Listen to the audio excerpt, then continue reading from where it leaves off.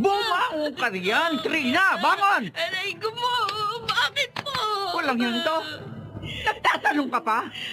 Bumangon ka riyan at magtrabaho ka na. Maraming gawain dito sa bahay.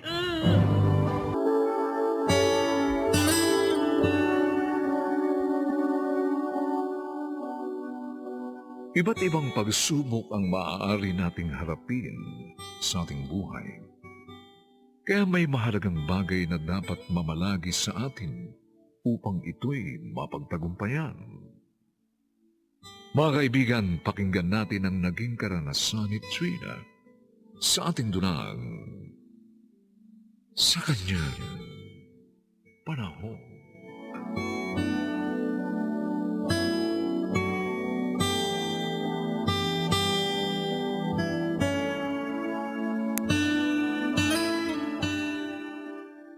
Gago, napakatango mo! Magluluto ka lang! Susunugin mo pang walang yaka! Ano? Tama na. Ano tama na? Hindi ko na sumasunog yung sinaing ko. Kasi po inutusan ako ng mister niyo linisin yung kotse niya. Matwirang kapang gaga ka! Ha? Kailan mo pa na inutusan kita, kaya nasunog ang niluluto mo?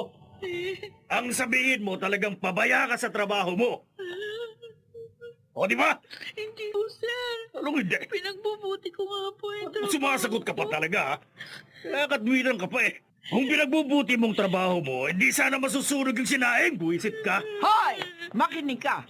Yung sinunog mong sinaing, yun ang kakainin mo, ha? Naintindihan mo? At magluto ka na matinong kanan para sa amin. Opo. Hoy, sige na! Umalis ka ng harap ko! Alis! Ayoko magkakamali ka pa sa trabaho mo dahil hindi lang ang balo sa tadyak ang mapapala mo sa akin.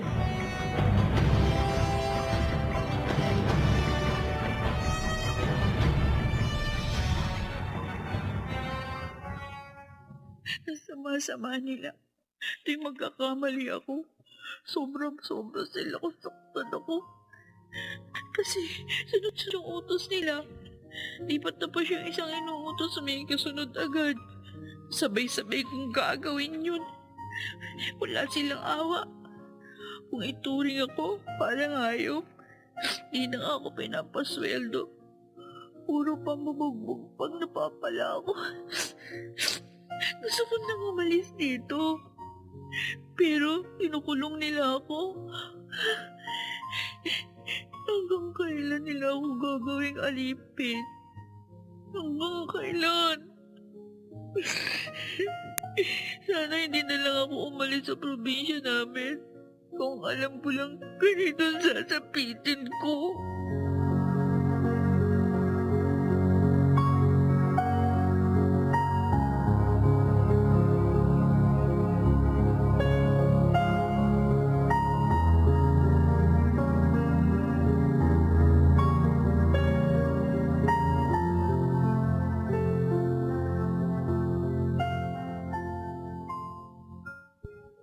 Maglilimang buwan na mula nang umalis dito sa Romblon ang anak nating si Trina. Ah. Hanggang ngayon, walang sulat. Oo nga, Pepito. Nag-aalala na nga ako sa anak natin eh. Hindi natin alam kung nasan siya at kung anong kalagayan niya. Ay, Diyos ko, sana naman maayos siya dun sa syudad.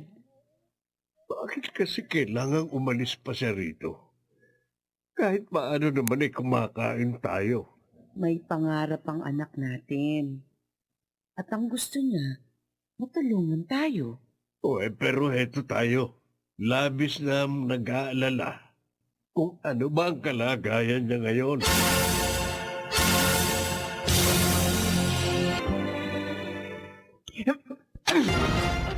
Bumangon ka riyan, Trina!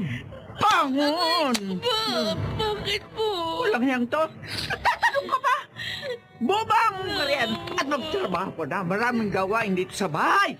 Bangon! Masama po kasi ang katuhong ko, Ma'am Claudia. Nilalagnat ako. Ano lagnat? Ano lagnat? Inartik ka lang. Halika. Lumabas ka na silid. Magtrabaho ka. Yung bobo, ang sakit po. Ang dami mo kasing kaatihan eh. At lalo ka masasaktan kapag hindi ka pa kumilos yan. Kilos! Opo, kikilos na po ako. Kikilos na po.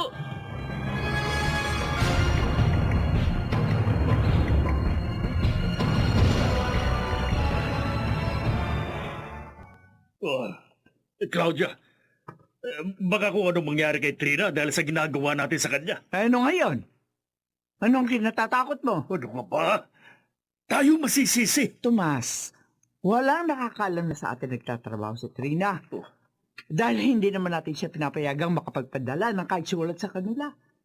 Hindi rin natin pinalalabas sa bahay. Kaya walang nakakakilala sa kanya kahit na mga taga rito sa lugar natin. O hindi ba sabi ko sa iyo? Lumapit lamang siya sa akin at nagtanong kung pwede siyang mamasukang katulong. Tinanggap mo naman kaagad. Ay, syempre. O, tingnan mo naman. May gumagawa ng mga trabaho dito sa bahay. Pero wala tayong nilalabas sa pera. Kasi, hindi naman natin siya pinasosweldo. Sapat na nga yung pinakakain natin sa kanya.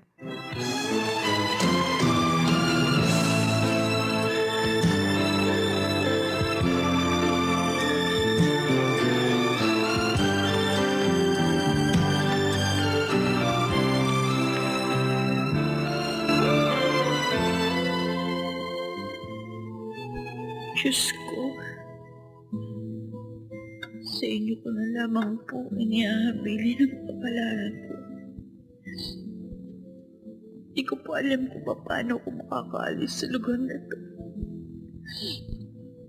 Pero alam ko po, may paraan kayo.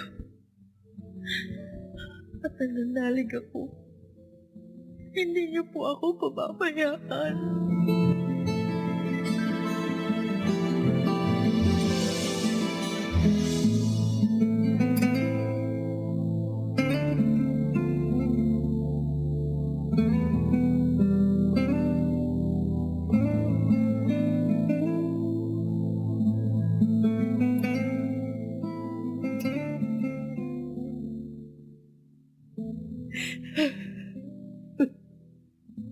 Bigla kang sumigaw kanina habang natutulog nila. Pepito, Tapos umagising ka, ayan, at umiiyak ka. Pepito ang anak natin, si Trina. Napanaginipan ko siya. Ano ba napanaginipan mo tungkol sa kanya? Kaawa-awa daw ang kalagayan niya.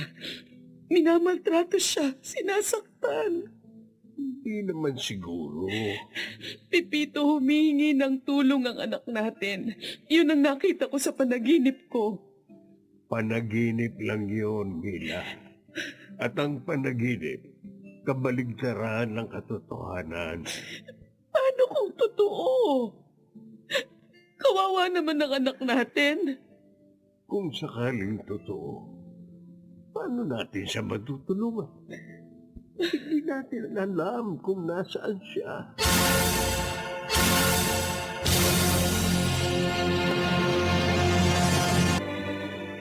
Ano ba tinatanga-tanga mo riyan? Katukin mo sa kwarto, Sir Tomas mo, dahil kakain na kami. Opo. Bilisan mo! At may lakad pa kami! Opo. Buisit ka ang kupad kumilos. Sayang lang yung pinalala mo namin sa'yo.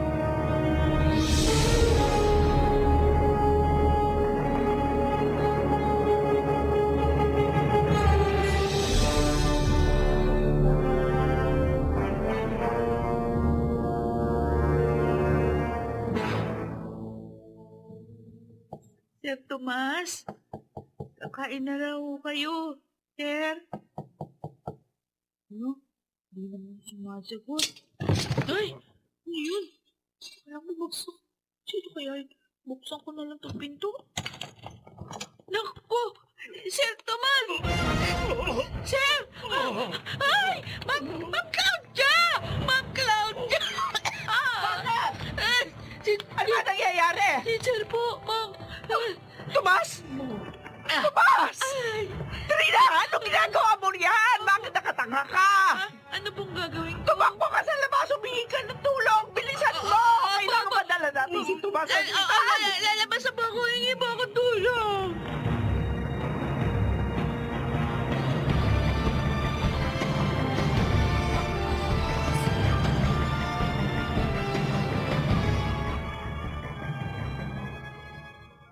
Uy, nasa labas na ako ng bahay. Pero kanino ko hingi ng tulong.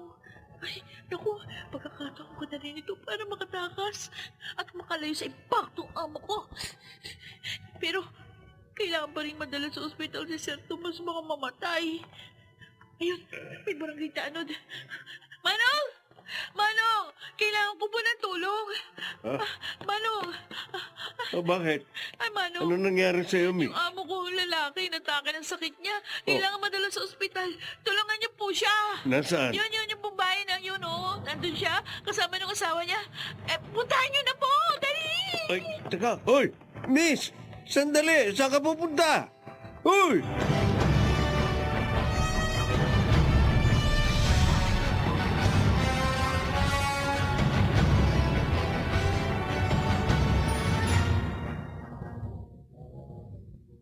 Ligtas na ang amo mong lalaki, Trina.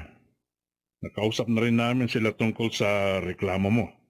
Inamin ho ba sa inyo yung mga ginagawa nilang pagmamaltrato sa akin at saka hindi pagpapasweldo? Oo.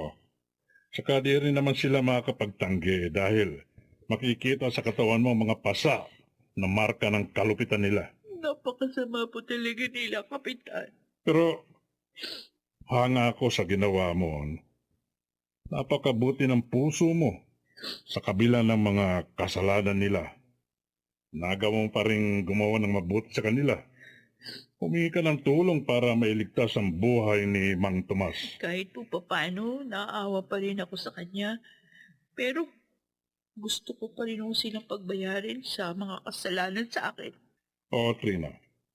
Dahil bilang kapitan ng barangay dito, di ko palalagpasin ang naging kalupitan nila sa'yo. Tutulungan ka namin para idemanda sila at bahala na sa kanilang batas.